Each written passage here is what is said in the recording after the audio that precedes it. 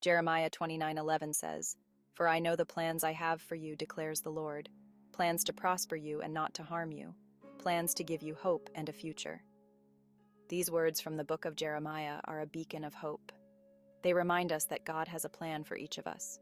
He wants us to have a good life. He wants to give us hope. Sometimes life can be hard.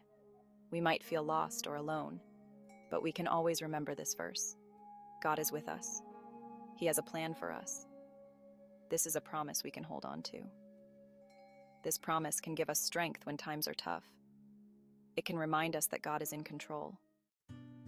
The words of Jeremiah 29:11 were first spoken to the Israelites. They were living in exile in Babylon. They were far from home. They were surrounded by strangers. Life was hard for them. They felt lost and afraid. But God had not forgotten about them. He sent Jeremiah to give them a message of hope. God told them that He had a plan for them. He would bring them back to their land.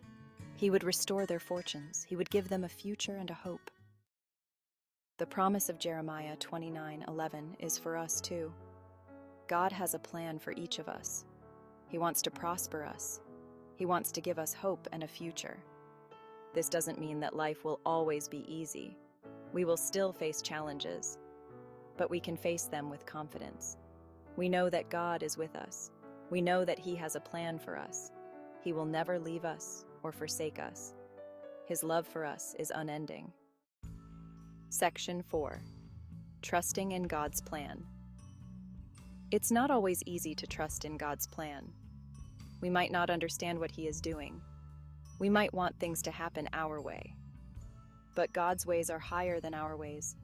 He sees the bigger picture. He knows what is best for us. When we surrender to His plan, we can find peace and contentment. We can trust that He will work everything out for our good. Even when we don't understand, we can trust in His love and faithfulness. Section 5. Finding peace in uncertainty. Life is full of uncertainties.